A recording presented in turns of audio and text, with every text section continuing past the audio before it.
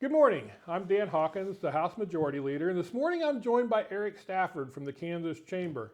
We're here to talk about the tax increase that just happened. We had two bills that we passed this year. The governor vetoed both of them, and we were not able to override those vetoes. So now we're dealing with a tax increase. And since I've been home, I've gotten lots of emails, lots of texts, even some conversations over coffee and breakfast. I'm a breakfast person, love to go to breakfast, where people are complaining that they've always received a tax refund and now they're having to pay taxes.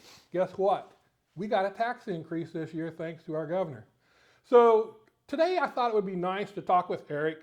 So this morning we're going to talk about how it really affects the businesses, because quite frankly, guess what? We're employed by businesses. Those people are what drives the economy, and taxes has an effect on them. So Eric, how's that hurt or helped?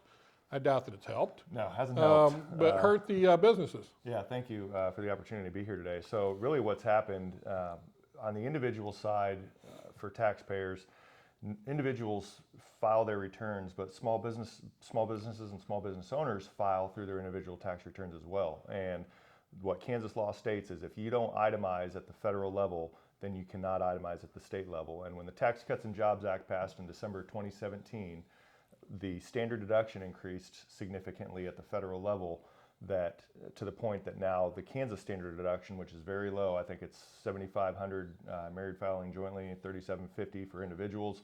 If you don't exceed that $24,000 federal standard deduction, then you can't itemize and write off your expenses, your charitable contributions, some of those items, because you're not itemizing federally. So it's impacting small businesses, it's impacting individuals. We just saw that income taxes for the state of Kansas this year are 11% over last year, which amounts to about 385 million roughly, in growth in individual income taxes. That's significant.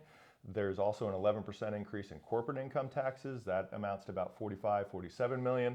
But ultimately, at the end of the day, the message that was being sent out there was that this was a tax plan for multinational corporations, and that's a bad thing. At the end of the day, your constituents and other legislators' constituents, proponents of the bill and opponents of the bill, their constituents live and reside here in Kansas, and those multinational corporations choose to operate here in the state of Kansas. So I think we should be applauding them, not demonizing them, and not trying to create an environment that is just unfriendly for them to operate in. So Eric, that was actually really a good piece for our listeners, because most people think that businesses file business taxes.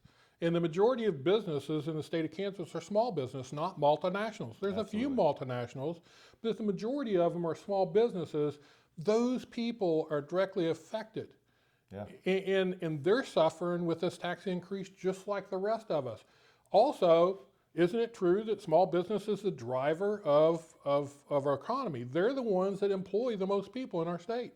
Yeah, you look at the job growth, the entrepreneurial. We have an economist that we use out of Florida, and he calls it the dynamism outlook. And what he views is what creates a dynamic business climate. And entrepreneurial, a strong entrepreneurial climate is such a big indicator of whether a state's going to experience significant growth or if they're going to be lagging. And Kansas has been lagging for decades now, and that's the whole point that we're trying to get to, is we need to have a competitive tax climate, not only for the big businesses, but we also have to have it for the small businesses. Right. To your point, the economic growth will happen at the small business level. That's where it all begins, and it's important that we focus on those folks. So to finish this up, yesterday I had a lunch with a businessman, and his point to me was, why would a new business come to Kansas with our high tax rate? And people don't think we have a high tax rate, but aren't we the fourth or fifth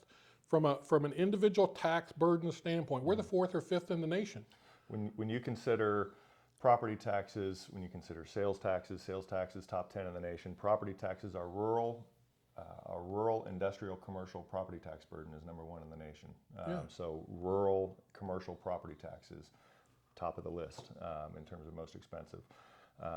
It's income tax is just mediocre. I mean, we're middle of the road, but our overall tax burden is high. And for the folks who want to spend state resources on schools and higher education and corrections and all the essential needs for state government, you have to have a strong private sector in order to fund those services. And the stronger the private sector, the more resources you'll have to spend on those areas. I think there are some in roles in some of those areas that do understand that, but I think there are a lot that don't, and it's often not reported that that the private sector does matter, and that's our focus, is trying to get a strong climate for the business they community. absolutely do. And so next year, and I said it in a piece this last week, I was interviewed by a publication.